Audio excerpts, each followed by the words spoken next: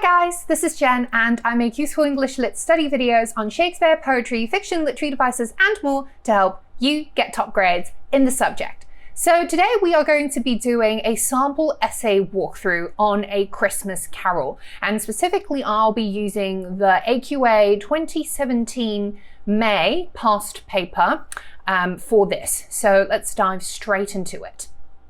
So the question asks us to read an extract taken from chapter 3 of A Christmas Carol and then answer the questions. So the context given to us about this extract is that the Ghost of Christmas Present shows Scrooge, the Cratchit family's Christmas celebrations. So if you're watching this video, I assume that you've already read the novel and that you know who Scrooge and the Cratchits are. So the Cratchit, specifically Bob Cratchit, is Scrooge's clerk. He works for Scrooge and is exploited and mistreated by Scrooge, who is famously a miser until obviously the very end of the novel, when he receives his epiphany about generosity and transforms into a good Samaritan. But anyway, so this is the extract that we'll be working with, the one that starts with, "Oh, a wonderful pudding," when Bob Cratchit sees the food that his wife brings to the table and to the family.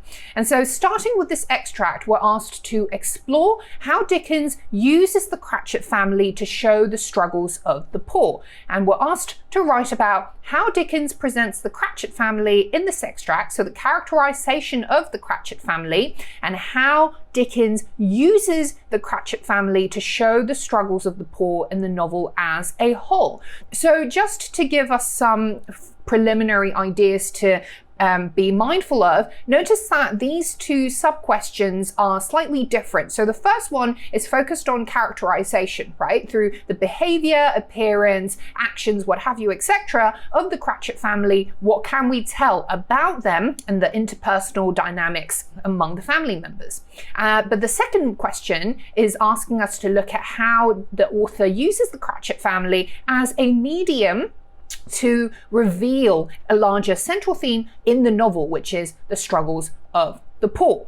So now let's dive straight into the essay. So as you guys will probably know if you've seen my other sample essay videos before, and if you haven't, link in the description box below. What I usually do is I will show you paragraph by paragraph and walk you guys through some of the key assessment objectives that were asked to hit, and also showing you what the stylistic, structural, syntactical devices are, and of course also the relevant contextual points. And guys, if you need a reminder of what your assessment objectives are, I will link that document in the description box below, but I'm not going to spend time walking through the AO specifically in each of these sample essay videos going forward.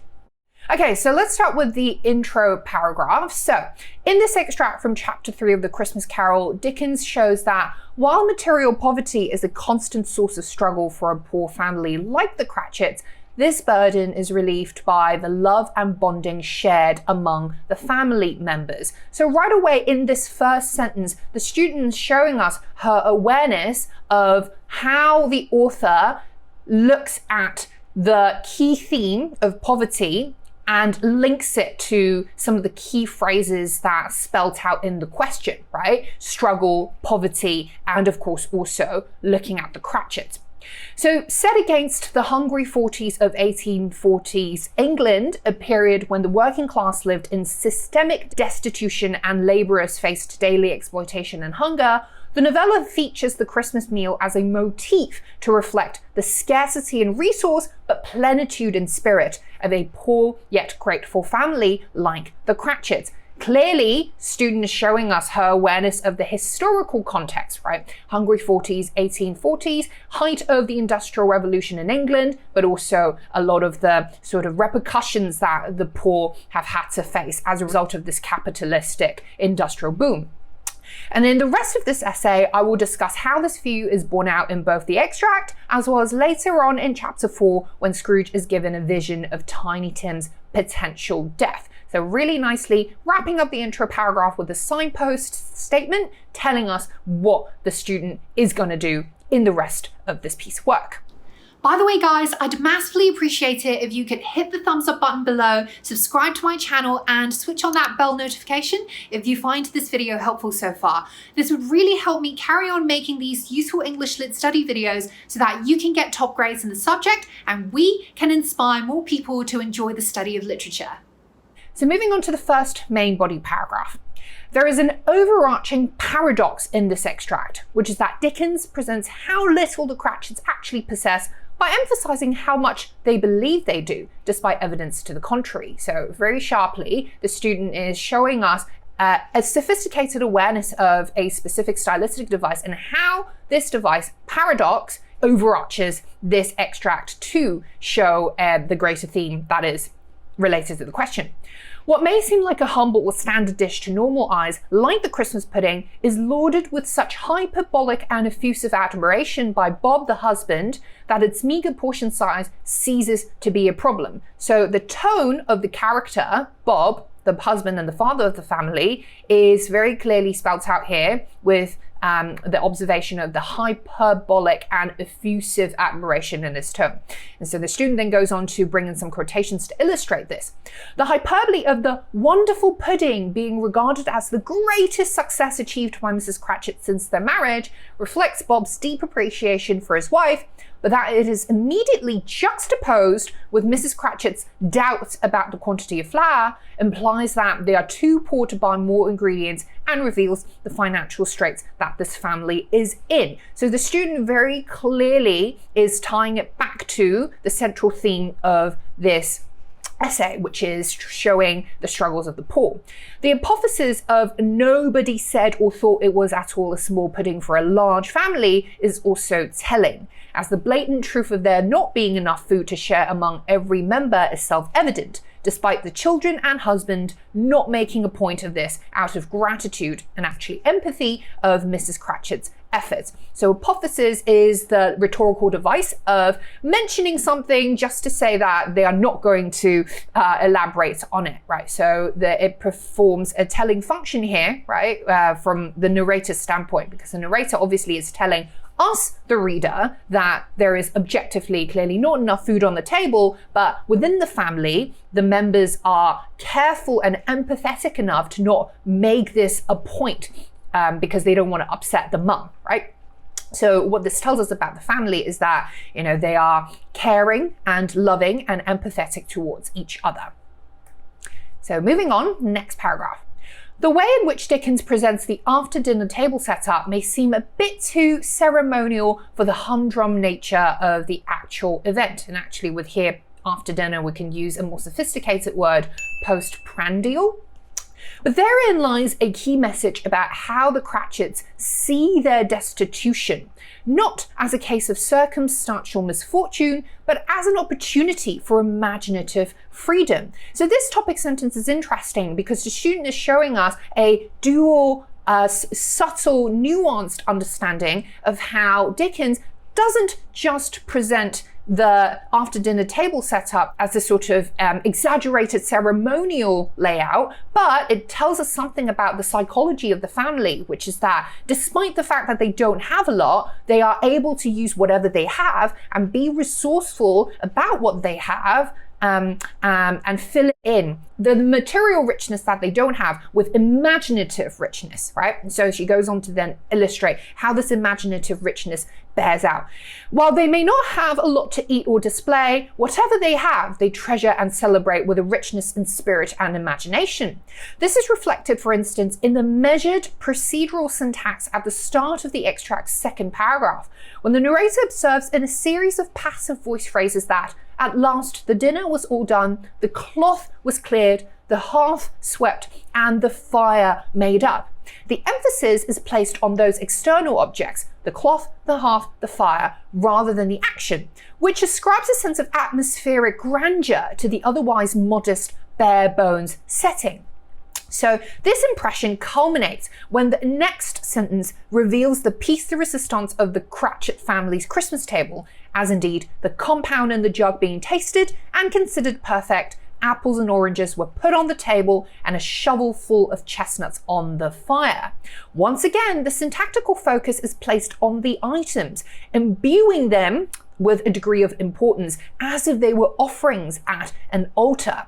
The idea then is that what the Cratchits possess may not objectively be much, but Dickens' narrative filtering, enumerated list, and ritualistic description creates a feeling of spiritual and emotional wholesomeness. Right, so the student then clearly here is making a point about how, from the syntax that Dickens uses in this supposedly humdrum scene, he is ascribing a degree of ceremonial grandeur to the atmosphere that is quite contrary to what the atmosphere actually is, which is meager, poor, bare bones, and minimalistic, right? But it doesn't matter, because Dickens is helping us reimagine the scene from poor to rich, right? And showing us that richness doesn't have to come from material plenitude, right? It can reside in the mind, just as long as we, or the characters, the Cratchits themselves, believe that they have enough. Whatever they see is filtered through this sort of lens of richness, right? So the next paragraph. The family's financial struggles are further illustrated in the description of 2 tumblers and a custard cup without a handle, which implies they cannot afford to replace the broken jug. So careful observation here of something that is not explicitly spelt out but implied. But the simile that follows, these held the hot stuff as well as golden goblets would have done, suggests that the Cratchits' happiness is unaffected by the quality and polish of their material possessions, as they can make do with a functional, albeit imperfect, object and be content with this, because the tool, this tool being the custard cup, enables the father to serve his family with beaming looks and bring all the Cratchits together on the special occasion of Christmas. Yet the emotional pain that comes from being destitute is apparent in the way Bob held Tiny Tim's withered little hand in his, as if he loved the child and wished to keep him by his side, and dreaded that he might be taken from him. The frequent pauses in the sentence conveys a sense of caution, and the delayed syntactical pace reflects the father's melancholic pensiveness over his youngest crippled son's unfortunate condition. So in this paragraph, we see that the student is shifting slightly from describing and telling us about the financial poverty to the sort of emotional pain that is also a result of the poverty that the Cratchits are subject to, right? And we see that pain being reflected in the descriptions of Tiny Tim's piteous circumstance, right? And how the father is loving and tender towards his crippled son.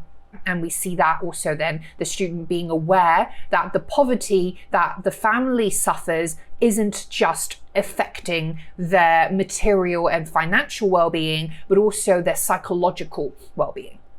And so with all of that analysis on the extract, it's time to move on to elsewhere in the novel, right? Which is also important, because we're always asked to zoom out and look at the novel as a whole.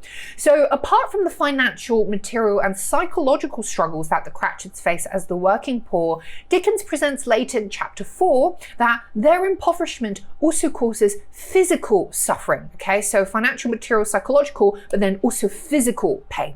Specifically, when the Ghost of Christmas Future shows Scrooge a vignette of Tiny Tim's possible death.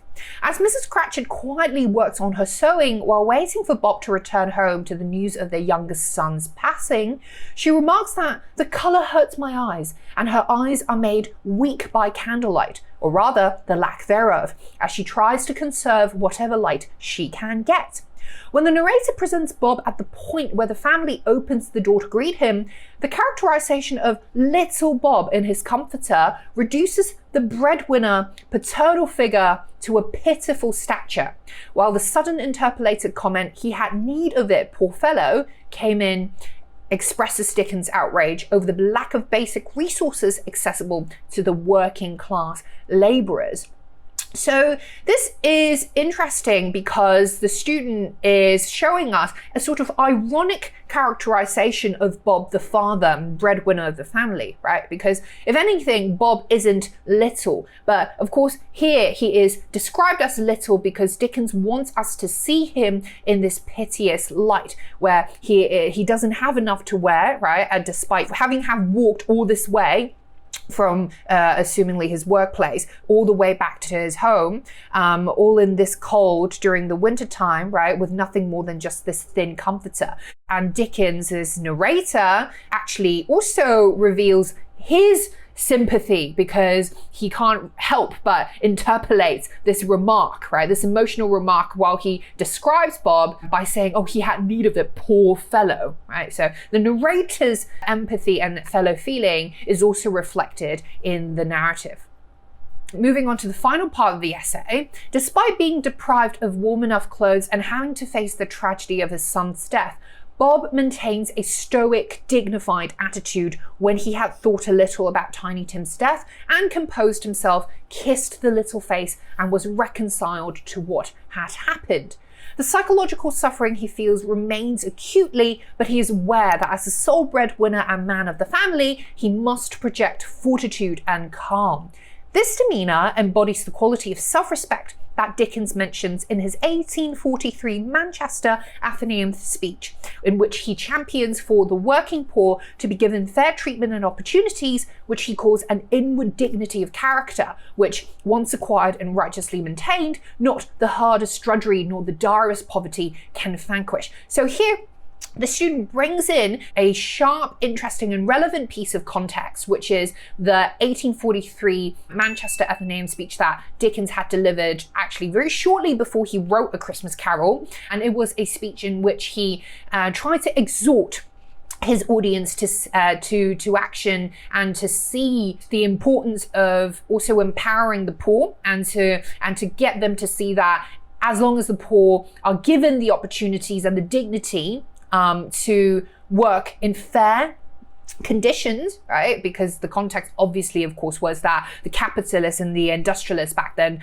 were shamelessly exploiting the poor laborers. So as long as they are given the fair treatment and the due respect, then they will demonstrate the kind of dignity and self-respect that is going to be beneficial for the state's development as a whole, right? And this is very much the sort of self-respect and the kind of quality that someone like Bob Cratchit is manifesting here, right? That despite the fact that he is poor, he is not going to let that diminish him, right? And he maintains this stoic composure as this, head of the family. Okay, as the conclusion, the student wraps up by saying, as such, throughout the novella, Bob and the Cratchits exemplify how drudgery or poverty, while being struggles that inevitably take a toll on the poor's physical, social, and emotional well-being, can never take away those traits that mark an admirable and happy character, which are dignity, love, and empathy for fellow man, which of course is a message that is central to A Christmas Carol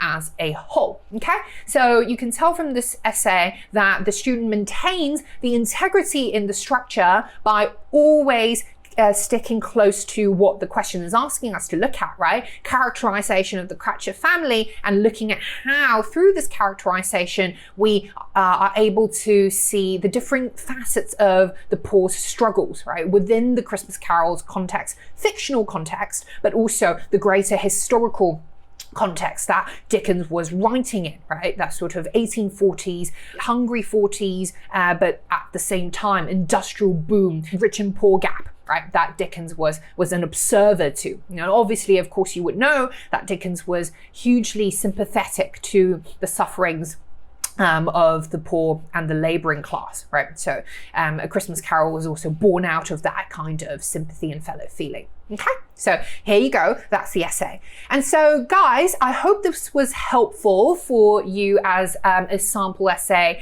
of a top grade student, right? How a top grade student would go about writing an essay on A Christmas Carol. Granted, I know that some of you may think that this is higher level than just GCSE, but as you know, the ethos of this channel is, there is actually no limit. There's no ceiling to how well we can do, regardless of what kind of curriculum or level that you're at, as long as you're committed to the study of literature, you are in a position to become a literary expert, right? And of course, a happy consequence of becoming a literary expert is getting top grades, right? But ultimately, we're here to hone our craft and become experts at literary analysis and literary essay writing, yeah? So if you guys want the essay, I'd encourage you to check out the sample essay pack that I have available on A Christmas Carol. There are 3 essays in there with detailed annotations and marking comments based on the official assessment objectives that you guys can check out. And as always, these sample essay walkthroughs are here to inspire you guys to come up with your own unique ideas, which I'm sure will be better than whatever you see in these videos because they are uniquely and creatively yours.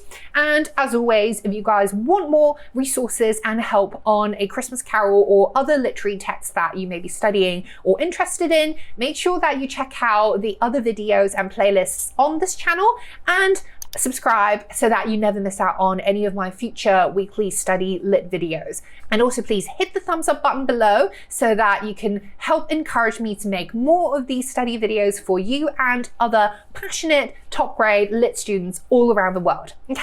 And I will see you guys in the next one. Bye!